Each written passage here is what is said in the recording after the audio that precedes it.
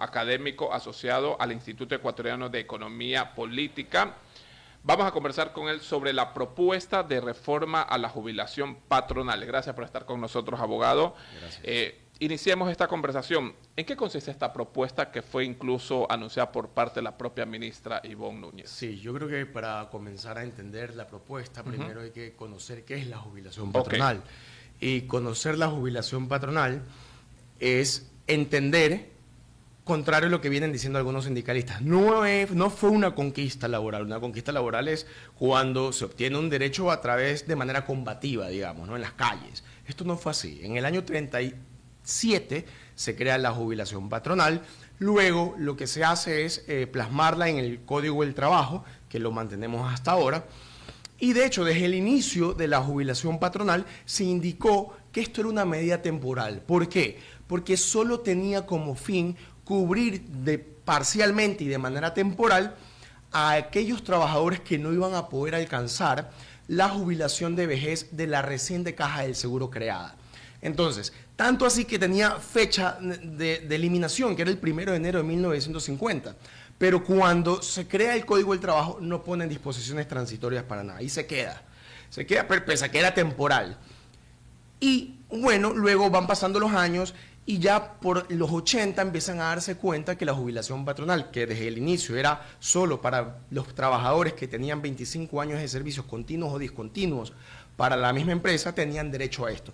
Pero esto empezó a provocar ciertos despidos y en el año 91 no se les ocurrió mejor idea al Congreso Nacional que, como veía esto, dijo, bueno, también a los que son despedidos entre 20 años y antes de 25, también van a recibir la jubilación patronal. Bueno, ¿eso qué provocó? Peor todavía.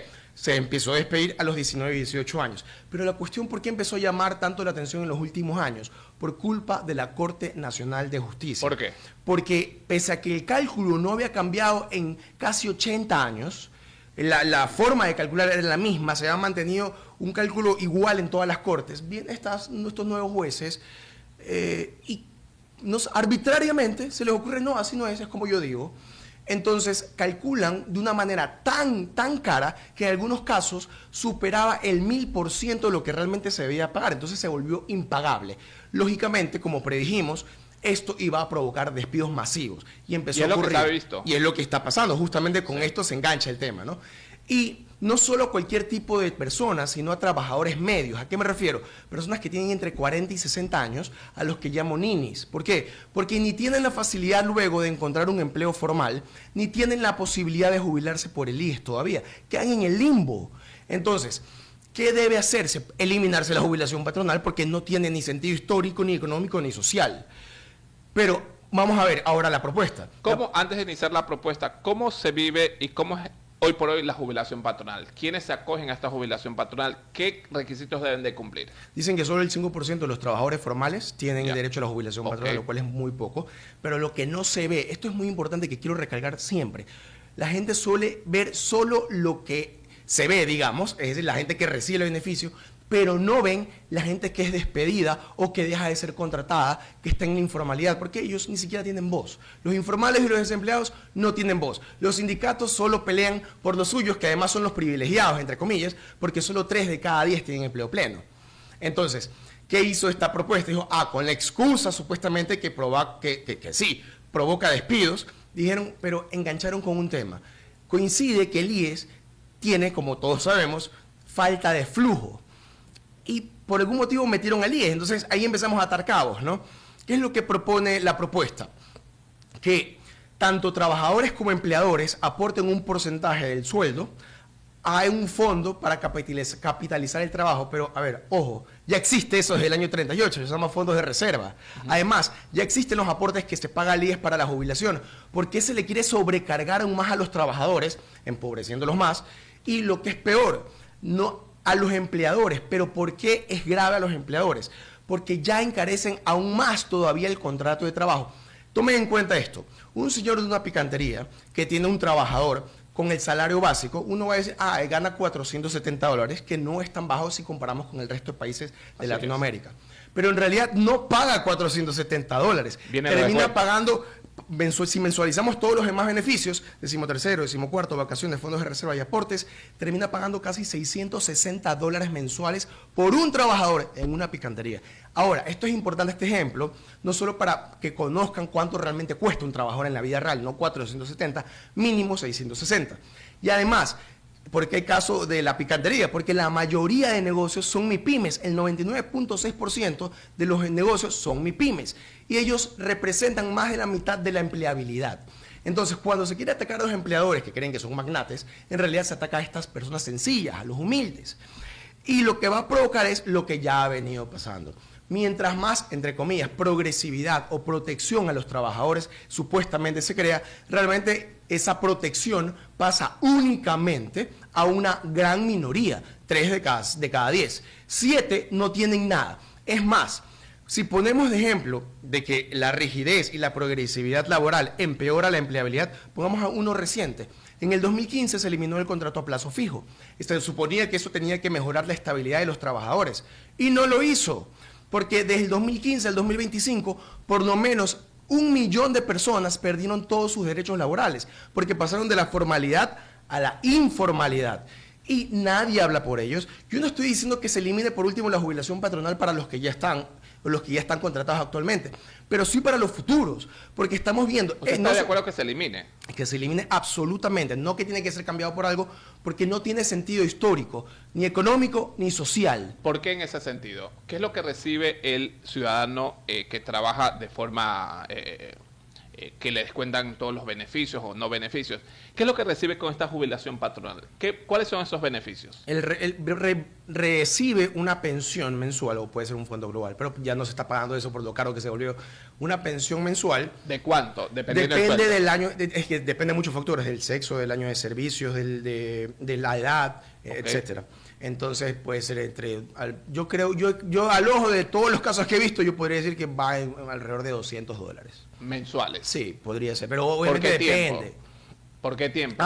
Y por toda la vida. Okay. Por toda la vida hasta que fallezca el trabajador. ¿Pero eso es malo o bueno? Porque de alguna forma recibe $200 o $250 dependiendo del sueldo. A ver, es que primero no es que es malo de que reciba plata, por supuesto a todos me encantaría que todos tengan plata. El asunto es que es malo a nivel colectivo, porque está perjudicando a un montón.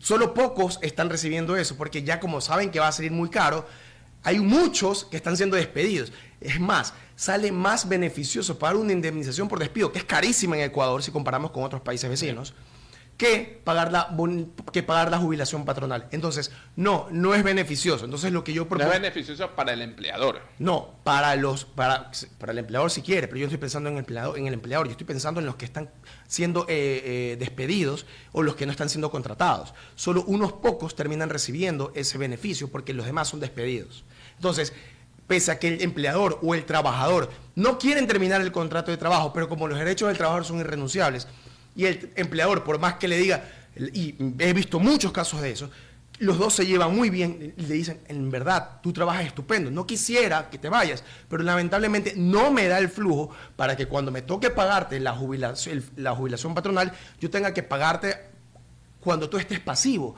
porque no me estás regenerando. Básicamente es, yo te tengo que pagar a cambio de ningún servicio después. ¿Y por qué si yo estoy pagando los aportes patronales para el IES? Tiene como lógica, ¿no? No tiene sentido que exista la jubilación patronal hace 70 años y sin embargo sigue existiendo. Entonces, pero ahí el empleador, el hecho de que te despida antes de que cumplas el tiempo para pagarte la jubilación patronal, tienes que pagarle una indemnización alta. Así es. O sea, para que usted vea que qué tan alta tiene que ser la jubilación patronal como lo han vuelto, porque yo digo $200 en un grupo de casos, pero hay unos que pasan los $1000. Claro. Entonces, y de por vida. Y de por vida. Y de paso un año más después de su muerte en algunos casos, para sus herederos. O sea, aquí hay que tener y hay que hacer un análisis de que cuáles son los beneficios para el empleador y los beneficios también para el empleador ninguno. Para el empleador ninguno, la verdad es que ninguno. Porque para el empleado sí, pagando igual. Sí, no tiene ningún beneficio en realidad. Para el empleado sí, porque va a tener un apoyo adicional al que le paga el IES. De hecho, se dice que es complementario a la jubilación del IES. Eso terminaron arreglándolo así. ¿Y qué propone usted?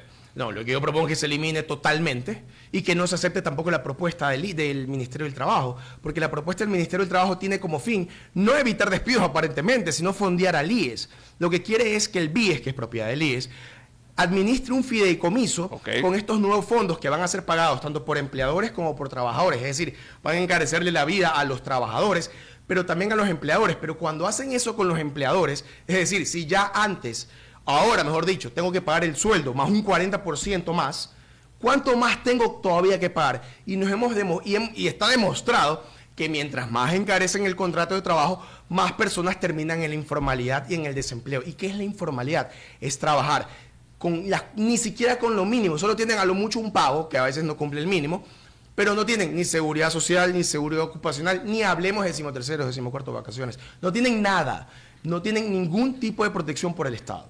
Entonces, tenemos que ver la manera es flexibilizando la legislación laboral para dos cosas. Primero, para disminuir la pobreza y pensar en esa mayoría, en ese 70% que está en la informalidad y en el desempleo, para pasar la mayor cantidad a la formalidad. Eso va a ayudar a su vez al IES, porque mientras más formalidad hay, más aportes hay al IES. Pero lo que están pretendiendo es justo todo lo contrario. Lo que quieren es una liquidez inmediata para el IES, y aquí en 25 años para los nuevos trabajadores veremos si reciben o no, porque ya tenemos la experiencia de que el IES siempre ha sido desfalcado por corrupción o por malos manejos o por malas inversiones. De lo que estoy leyendo dice que el proyecto de reforma propone que los trabajadores que por 25 años o más presten sus servicios para una o más empleadores en forma continua o discontinua tendrán derecho a la pensión jubilar patronal, que contará con aportes tanto de empleadores como de trabajadores. De lo que se conoce, supuestamente en 120 días se presentaría el texto final a la Asamblea Nacional. El nuevo modelo regirá para las nuevas contrataciones. Sí. Es un buen punto el que usted acaba de indicar, porque a diferencia de la jubilación patronal, que es con un solo empleador, este va sumando con todos los empleadores. Pero ahí hay un problema. Usualmente quienes pagan jubilación patronal, los empleadores que pagan jubilación patronal son empleadores que han tenido años en el mercado y están un poco más establecidos. Es decir, el golpe es duro, pero no tan duro como si se tratase de una picantería. Ahora, lo que se pretende es que este fondo sea pagado por todos los empleadores. Es decir, desde los más humildes, cosa que no está pasando en este momento, hasta los más desarrollados, por decirlo de algún modo. Entonces, van a generalizar el pago de este fondo para todos los empleadores. Y esto va a encarecer los contratos y esto va a promover y definitivamente aún más la informalidad y en el desempleo. Parece que no han aprendido de lo que hemos vivido en la historia reciente, de cuando se sobreprotege, porque se supone que quieren proteger a la clase trabajadora, pero no es cierto. Lo que ha venido ocurriendo en los últimos años, por darle un ejemplo, desde el año 2015, que se eliminó el contrato a plazo fijo, se han perdido por lo menos 1 millón de trabajadores, han perdido todos sus derechos laborales al pasar de informalidad. ¡1 millón! No tienen ningún derecho laboral. Entonces, ¿de qué regresividad o progresividad se puede hablar, o de que no se puede eliminar ese derecho si igual no tienen ninguno? Yo estoy hablando para los futuros, no para los actuales. Y ahora, el tema del IES, que a mí me preocupa mucho, es que cómo es posible que vayamos a confiar este nuevo dinero entregado al IES cuando hemos tenido la experiencia de que nunca ha cuidado nuestros dineros. Y más aún cuando sabemos que lo que le hace falta es flujo. ¿Cómo van a saber los trabajadores que en 25 años, en efecto, van a recibir o no esa supuesta pensión que tendrían que entregárseles en 25 años, ¿no? Porque desde aquí, si es que se aprueba, correrían 25 años y recién en 25 años veríamos si es que el IES entrega o no esa pensión, ¿no? Abogado, bueno, si bien es cierto lo que usted habla y es muy coherente, ¿no? Estaba leyendo también que de lo que usted se refiere, que este dinero que se irá acumulando a lo largo de esos 25 años de servicio pasaría a un fideicomiso administrado por el Banco del Instituto Ecuatoriano, el IES, ¿verdad? Sí. El BIES. Se quiere hacer como un fondo común, como usted mencionaba, financiado con aportes a patronos y empleados. ¿Qué me garantiza que ese dinero va a ser bien administrado? Nada, absolutamente. Porque a mí me descuentan todos los meses por estar afiliado, pero no tengo ni un buen servicio ni siquiera en el IES. Y no va a tener tampoco, quizás en unos 5 años, vamos a suponer que se jubila, es probable que ya ni siquiera haya plata para las pensiones de jubilar. Entonces, ¿qué le garantiza? Nada. De hecho, justamente lo que estoy diciendo es que si por último, en el peor de los escenarios, no solo que se mantiene la jubilación, sino que se la cambia por esto. Por último, pónganlo en unas AFP, que son asociaciones de fondos de pensión, privadas, porque yo no confío y creo que todo el ¿La Ecuador... privatización es buena? ¿Usted está de acuerdo? Absolutamente. Pero si ¿qué más queremos? ¿Hasta cuándo queremos demostrar que el Estado no administra bien y que el Estado siempre mete mano en nuestra plata y se la roba? ¿Hasta cuánto tiempo tenemos que esperar hasta que quiebre el IES ya oficialmente y darnos cuenta que tenemos que privatizar esto? Porque no hay forma. Todos los gobiernos de las últimas décadas han metido mano al IES, se han llevado el dinero, el IES supuestamente comprando bonos del Estado que no sirven para nada y no ha rendido nada. Por último, las AFP tienen fines de lucro y por último eso significa que van a rendir mejor y van a ser mejor cuidados nuestros fondos. Ahora, usted es experto en la parte laboral. Correcto. Estoy recibiendo una pregunta que va de la mano, ¿no? Dice que sin dar el nombre de la empresa, dice que en la empresa donde él trabaja lo han despedido la semana pasada. Llevaba aproximadamente 18 años. Le estoy leyendo tal cual, de pronto le pueda responder al caballero. Sí. 18 años de trabajo, pero le han dicho que el dinero que le van a pagar por el tema del despido se lo piensan pagar en 24 meses. Pueden hacerlo. Pueden hacerlo, no es obligatorio. Pero no es obligatorio. ¿Qué puede hacer ahí el empleado? El empleado que ha sido despedido. Como también a veces defiendo, pese a que mis clientes principales son empresas, la verdad es que también defiendo trabajadores. Y cuando me toca casos como este, me da pena explicarles lo siguiente, pero nuestro sistema judicial es tan lento, tan corrupto, que en el caso que me está indicando el señor o la señorita, le recomiendo que acepte el trato. ¿Por qué? Primero porque si es que no se lo paga en este momento, lo que va a ser necesario es que usted demande, para lo cual va a tener que gastar en abogados. O por último, puede ser que tenga un abogado público, que son buenos, pero igual va a tener que gastar en ciertas cosas. Pero lo que es peor, en un juicio nada le garantiza que usted gane, menos con la calidad ética con la que algunos jueces, no todos, se manejan. Y además, los juicios actualmente se están demorando mínimo, lo más rápido laborales, 2 años. De 2 a 4 años. Entonces, si usted me dice que no va a tener que gastar abogado, porque incluso a veces me vienen a mí me conviene porque yo vuelvo a cobrar, pues no, pero no sería ético. Entonces, lo que yo le recomendaría es, vaya al centro de mediación del Ministerio del Trabajo, firme el acta de mediación aceptando el acuerdo de la indemnización y la liquidación total. El único acuerdo va a ser en la forma de pago, va a ser pagado en 24 meses. Si puede hacerlo menos, mejor. Pero se puede llegar a un acuerdo, a una conversación con el empleador. Lo que en principio no aceptan en los centros de mediación es que se baje el valor de la liquidación. Lo que sí se acepta es pagar en partes. Ahora, creo que 24 meses es bastante, pero tampoco es una locura si me toca comparar con el calvario que tienen que pasar los trabajadores en los juicios, en los juzgados, porque igual van a tener que pasar años, meses y gastos en la función judicial. Entonces, yo sí le recomendaría que acepte el trato, procure bajar los meses. Me parece que es un poco excesivo también por parte del empleador. Depende también de la situación del empleador, ¿no? No es tan descabellado y sí se puede. Correcto. Con respecto a la jubilación patronal, nos están escribiendo, ¿qué tal, Paul? ¿Tú tienes buena entrevista con el abogado que está ahí en cabina? Me parece justo que esta jubilación patronal sea acorde a lo que uno gana y que sí nos sigan pagando la jubilación patronal. Está bien, pero el asunto es que cuando la forma en que está proponiéndose es que también paguen, si los trabajadores quieren pagar, yo creo que debería ser primero opcional, si por último, ¿no? Si los trabajadores quieren pagar, háganlo. El problema es cuando se obliga a los empleadores y cuando olvidamos que los empleadores, la mayoría son MIPYMES, no son grandes empresas. No son apellidos rimbombantes, son el señor de la tienda al frente, el de un restaurante, el de una picantería, el de una lubricadora.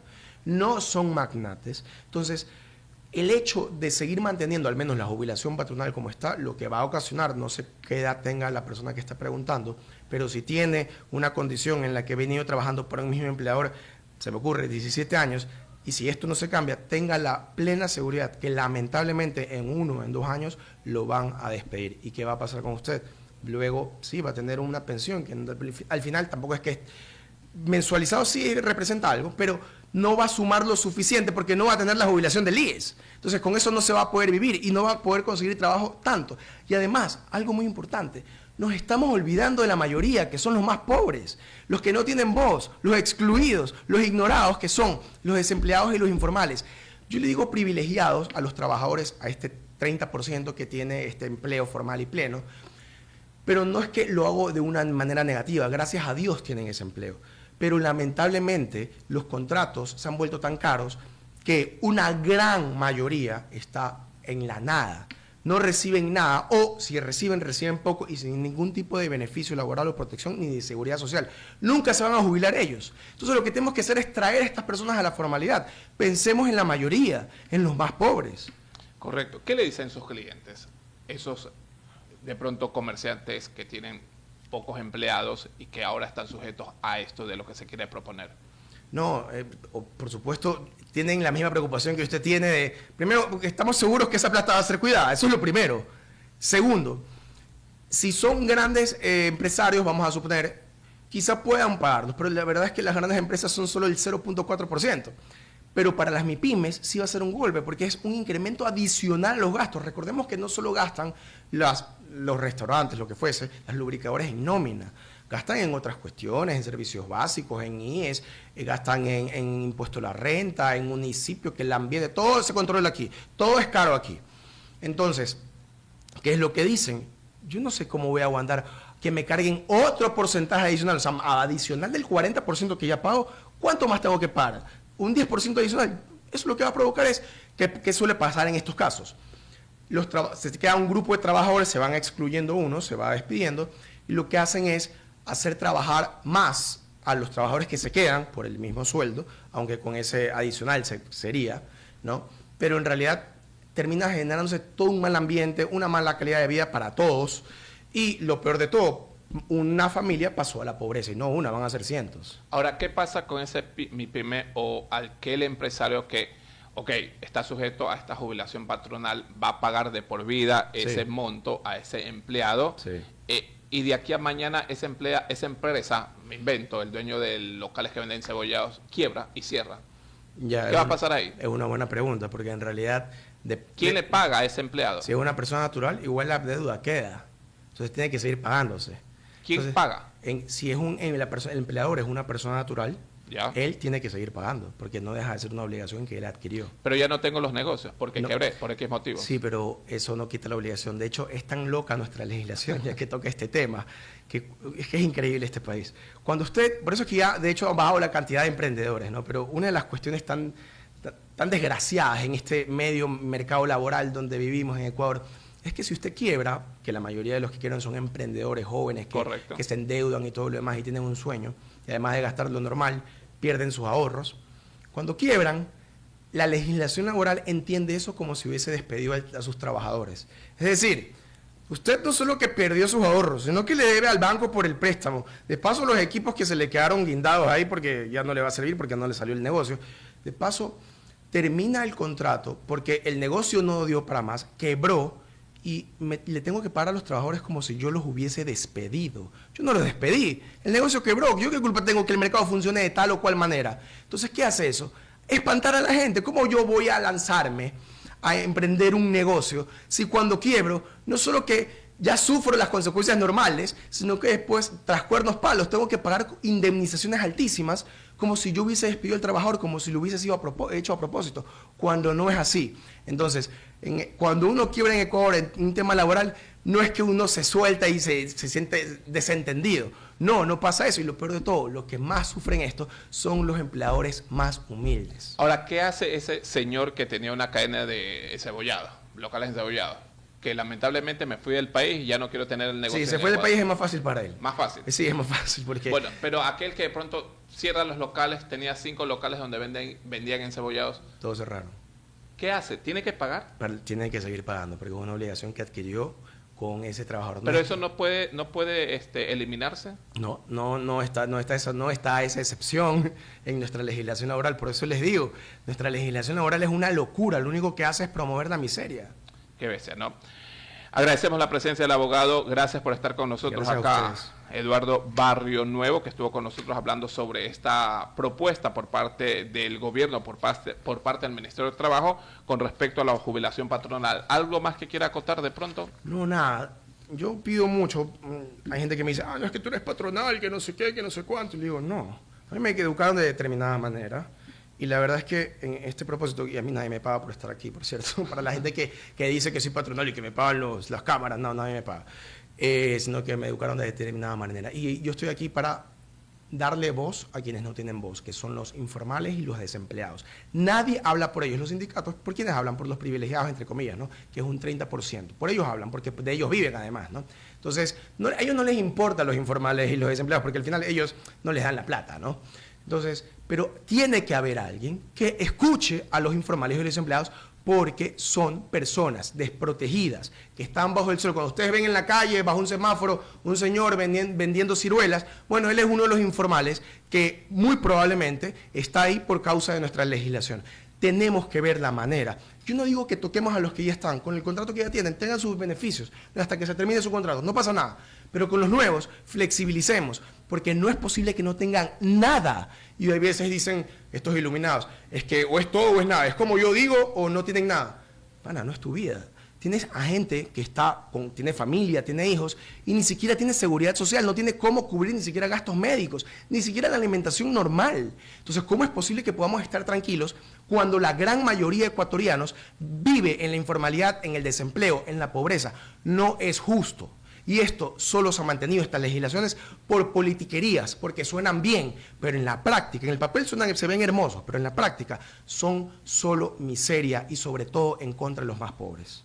Gracias, abogado, por estar con nosotros. Gracias a ustedes. Esperemos tenerlo en otra oportunidad para conversar otros temas. Con gusto. Ok, vámonos rápidamente a la siguiente pausa comercial. Somos WQ Radio, ya volvemos.